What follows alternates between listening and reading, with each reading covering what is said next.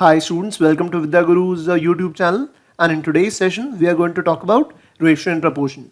So in this session we will discuss some shortcuts and time saving methods, some smarter tricks that will help us solve a lot of questions in the exam and will help us save some time. So the point is, if you like the video, please press the like button, share the video with your friends, and don't forget to subscribe to our YouTube channel. And while doing that, also press the bell icon, because when you press the bell icon, that is when you receive the notifications of our videos. So whichever videos we upload, be it vocabulary, English grammar, current affairs, or even maths, you will get the notifications of all those videos.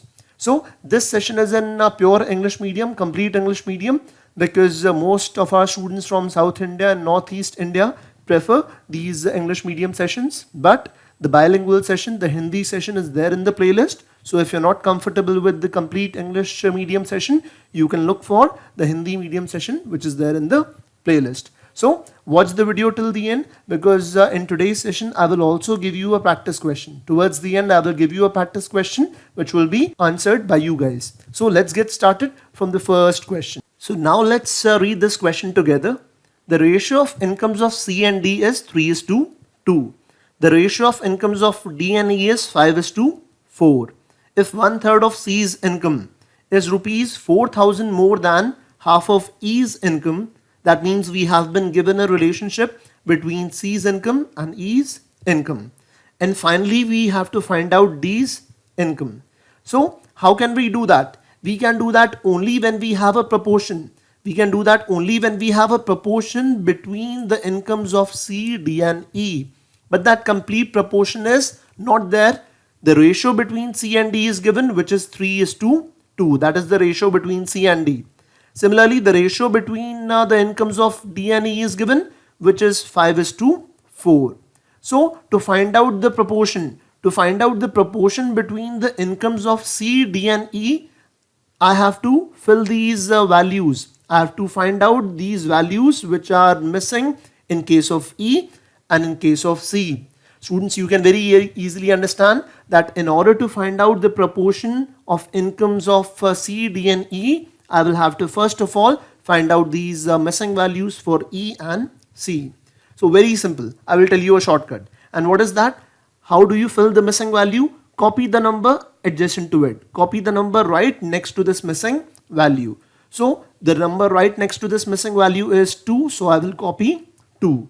So this blank gets filled by 2. Similarly, this missing value which is there in case of C, it will be filled by the number right next to it. What is the number right next to it? The number right next to it is 5. So the number that gets filled is 5. So now I have to simply multiply and find out. Now I have to simply multiply the values for C, D and E to find out the proportion. So the values for C are 3 and 5. So 3 5s are 15. The values for D are 2 and 5. So 2 5s are 10. And the values for E are 2 and 4. So 2 4s are 8. So finally the proportion turns out to be 15:10:8. 15:10:8, that is the proportion. Now students, what does that mean? It means C's income. C's income is nothing but 15 parts. C's income is 15 parts. Similarly, D's income will be 10 parts. D's income is 10 parts and E's income is 8 parts. That's the relationship we need to work with. Further, we have been given that 1/3 of C's income is 4,000 more than half of E's income. So 1/3 of C's income. C's income is 15 parts. So 1/3. 1/3 will be how much? 1/3 of 15 parts will be 5 parts. So 1/3 becomes 5 parts. So 1/3 of C's income is nothing but 5 parts. Similarly, half of E's income. Half of E's income, what will it turn out to be? E's income is 8 parts. So half of E's income will be nothing but 4 parts. And what is the gap now? The gap between C's 1/3 of C's income and half of E's income is 4,000. That means this value 5 parts. This value 5 parts is greater than 4 parts. Of course, we can see that 5 parts will definitely be greater than 4 parts. So what is the difference between 5 parts and 4 parts, nothing but 4,000, because one third of C's income is 4,000, more than half of E's income. So it turns out to be 5 parts minus 4 parts turns out to be 4,000. That means one part is equal to 4,000. Very simply, one part is equal to 4,000.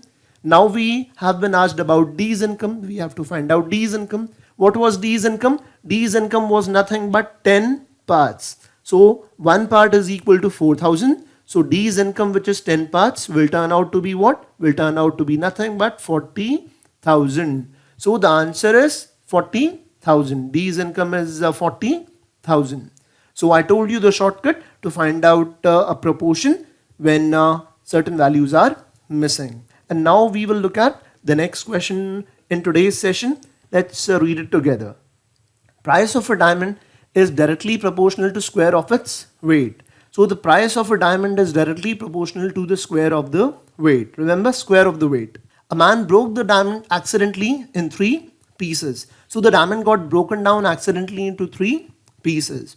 And the ratio of weights of the 3 pieces is 3:5:7. That is the ratio between the weights of 3 pieces.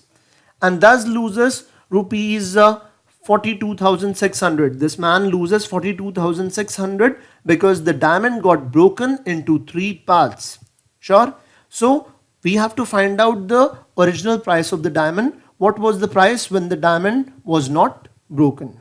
So first of all, let's look at the proportion. Let's look at the proportion between the 3 pieces.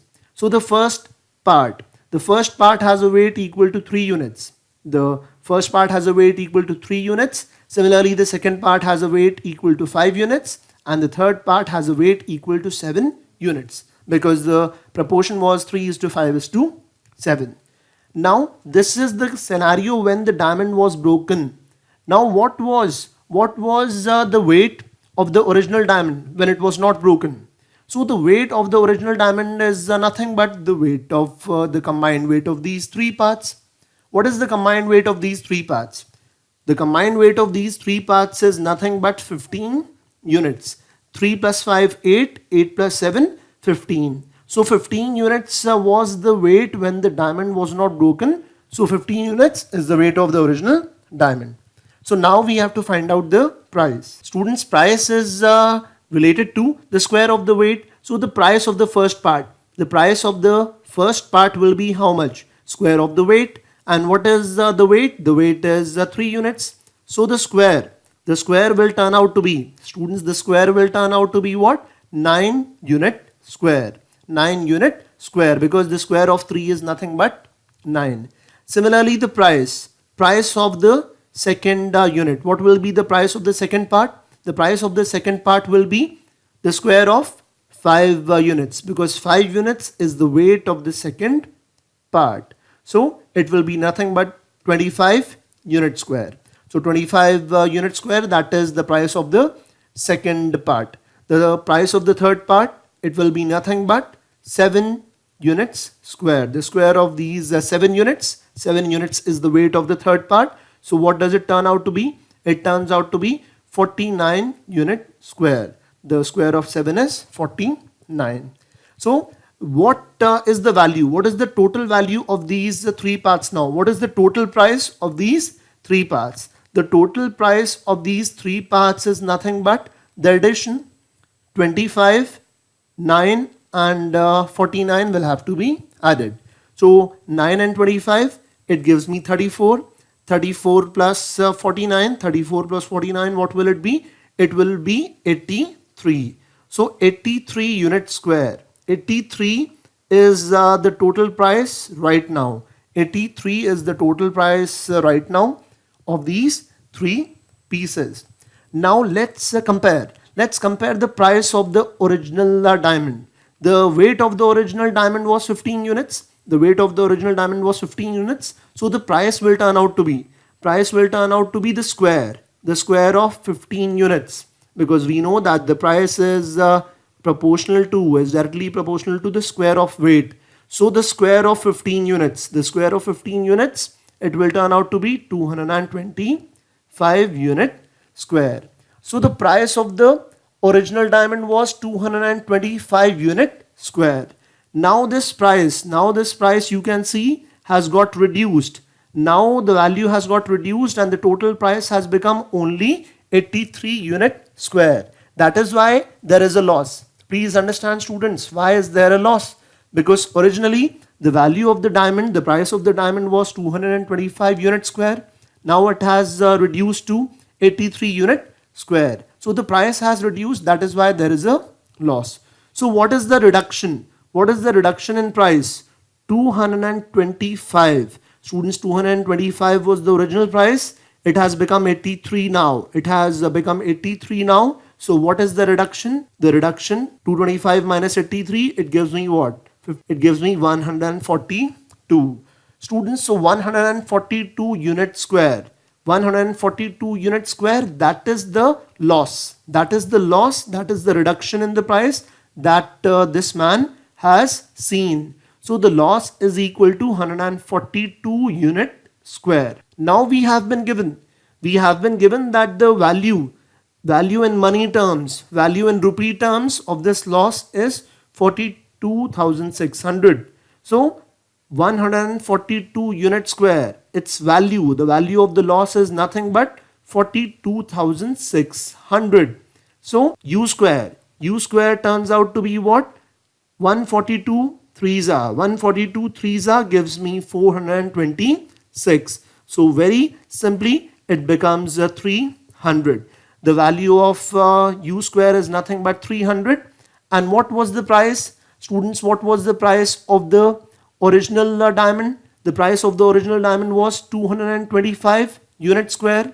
The value of unit square is nothing but 300. So finally it turns out to be 225 into 300, because we have found out the value of U square, which is equal to 300. So finally, students, the answer turns out to be 225 into 300, which becomes 675, because 225 into 3 is 675 and 2 zeros after that. That is the final price. That was the price. That was the answer to the question. The next question in today's session, and let's see what this question is all about. Again, an interesting question which is related to the incomes and profits. In this question, students, we will apply the concept of ratio and proportions to find out the ratio of time period of investment. Practically, this is a question on partnership, but the application of our ratio and proportion methods will ease out this question. Let's see. Aman, Kamal and Ratan have started a business and the ratio of the investment is 12:4:3. That is the ratio of the investment. If at the end the ratio of the profits is 3:16:9. So the ratio of the profits is nothing but 3:16:9. Then what is the ratio of time period of the investment? So first of all, let's look at the ratio of investments. The ratio of investments is 12:4:3. 12:4:3 for Aman, Kamal and Ratan. That is the ratio for investments. And what ratio is there at the end? Because when the business concludes, the profits are distributed. So when the business concludes, the profits are distributed. At that time, profit is getting divided in the ratio 3:16:9. You can clearly see, students, at the start, the ratio of the investment was different. 12:4:3. Finally, the profit got distributed in a different ratio altogether. The ratio of distribution of profit was 3:16:9.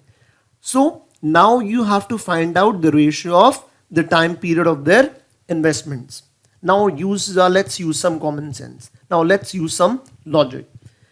If students the time were same, if the time of the investment was the same, then the profits would also have been distributed in the same ratio. The ratio of investments at the beginning was 12:4:3, but the ratio of profit towards the end is different. So why is this ratio different? Why is this 3:16:9? Why is there a change? Because the time period for investment has changed. Because the time is not the same. The time for which these three people have invested in the business, that time is not the same. Had the time been the same, had the time been the same for all three of them, had it been the same for all three people, then the same ratio of investment would have continued. But the same ratio did not continue because the time is different. So now let's look at it this way. Aman invested 12 parts at the start. Aman invested 12 parts at the start, and all he got was a profit of 3 parts. All he got was a profit of 3 parts. So what was the ratio? The ratio of the time. The ratio of the time is nothing but 1/4. Think of it like that. 12 parts has got reduced to 3 parts. 12 parts has got reduced to 3 parts. That means the ratio of the time is 1/4. The ratio of the time is 1/4 because 3 is 1/4 of 12. 3 is 1/4 of 12. All of us can see that. Similarly, let's look at Kamal. Kamal invested only 4 parts. Kamal invested only 4 parts, but the profit that he got at the end was 16 parts. So what is the ratio of the time? The ratio is nothing but 4 times. Students, the ratio is nothing but 4 times because 4 parts has become 16 parts, which is nothing but 4 times. So the ratio is 4. Similarly, students, Ratan started with 3 parts and he got a profit of 9 parts. That means the ratio is 3 times. The ratio is 3 times. 3 parts has got converted into 9 parts. The ratio is 3 times. So now the ratio of time is there. 1/4 is to 4 is to 3. The ratio of time is there. 1/4 is to 4 is to 3. But in the exam you will not be getting options in such fractional numbers. So let me convert this ratio into whole numbers, because right now we have a fraction 1/4. Let's convert it into whole numbers. So if I multiply, students, if I multiply this particular value 1/4, if I multiply it with 4, then it will become a whole number. But I will have to multiply all the 3 numbers, because if I am multiplying one number, in order to make them proportional, I will have to multiply the other 2 with 4 as well. So I'm going to multiply 4 with all these 3 values. So 4 into 1/4 gives me 1. So 4 into 4 becomes 16, and 4 into 3, that is nothing but 12. So the ratio turns out to be, students, the ratio of time turns out to be 1 is to 16 is to 12. And students, now I'm going to give you a practice question, and you have to give me the answer. You have to give me the answer of this practice question. You have to provide the answer in the comment box. And in the next video, I'm going to give you a detailed solution of this particular question. So take a picture of this particular question, or pause the video for a second and note down this question, because you definitely have to give me the answer. And with that, I will discuss the question. I will discuss the solution of the question which I had given you from time and work. So let's read it and solve it together. A can do a piece of work in 6 days, working 8 hours a day. So A works 6 days and provides an output of 8 hours a day. B can do the same work in 4 days, working 10 hours a day. If the work has to be completed in 5 days, it says if the work has to be completed in 5 days, then how many hours? Then how many hours do they need to work together in a day? So if A and B work together, and the work has to be finished in only 5 days, so how many hours? How many hours will they have to work together? How many hours a day will they have to work together? So the first thing, let's see how much time does A take to complete the work. A takes how many days? Students, we have been given that A takes 6 days to complete the work, and he takes 8 hours every day. That means 6 into 8. 6 days and 8 hours every day. So a total of 48 hours. A total of 48 hours is required by A to complete the work. So A takes 48 hours. And how much time does B take? B does the work in 4 days. He works 10 hours a day. That means 4 into 10. 4 into 10, that means 40 hours. So B completes the work in 40 hours. A completes it in 48 and B completes it in 40 hours. So now what happens when they work together? When they work together, now we know that the time taken by A is 48, the time taken by B is 40. So we need to first of all calculate the total work. What will the total work be? Very simply, I told you, we have to take the LCM. We have to take the LCM of the time taken. Time taken by A is 48, by B it is 40. LCM of 48 and 40. Start with the table of 48. 48 fives are. Students, 48 fives are gives you 240. 48 into 5, 48 fives are 240, and this 240 is divisible by 40 as well. So 40 appears in the table of both 48 and 40. So 240 is the LCM. And what is this 240? It is nothing but 240 units. So 240 units is the total work which needs to be done. So now let's see how much work does A. How much work does A do in 1 hour? He takes 48 hours to complete 240 units. So in 1 hour, students, in 1 hour he does how many units? In 1 hour he does 5 units. Very simply, 240 by 48. 240 by 48. So in 1 hour he does 5 units. Similarly, 240 units. 240 units is the total work, and B takes 40 hours to complete the total work. That means how much work does B do? How much work does B do in 1 hour? B does 6 units. So 6 units is the work done by B in 1 hour. So if they work together, if A and B work together for 1 hour, if A and B work together for 1 hour, how much is the total work done by them? A contributes 5 units. A contributes 5 units in 1 hour. Similarly, B contributes 6 units in 1 hour. So if they work together, because in the question they are working together now. So if they work together, that means in 1 hour they complete 11 units of work. In 1 hour they complete 11 units. So now, first of all, let's understand how much work will they be doing every day. Because 240 units, the complete work, the total work has to be done in 5 days. The time period is 5 days for the total work. So the work done every day, the work to be completed every day will be 240 upon 5. Total work is 240. It has to be completed in 5 days. So work to be done daily will be nothing but 240 upon 5. That means 48. So 48 units. Basically 48 units need to be completed in 1 day. So students, they complete 11 units in 1 hour. We know that they complete 11 units in 1 hour. So to complete 48 units, how much time will they take? They will take 48 upon 11 hours. They complete 11 units in 1 hour, and in 1 day they have to complete 48 units. So how many hours will they have to work? 48 by 11. 48 by 11, you can convert it into mixed fractions. It will turn out to be 4 by 11.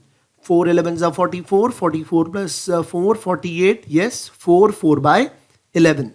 What does that mean? It means somewhere between 4 and 5. So they will have to work more than 4 hours a day. 4 by 11 hours. And with that, we will wind up this session. The numbers are given. The numbers are given on your screen, and you can use these numbers to inquire more about our coaching courses, because in our complete program, you will be getting not just the videos but also the study material and the test series. And in order to complete the syllabus to appear in the upcoming exams with a validity of 1 year, our course is best designed for your success. With that, I'll wind up. Thank you so much.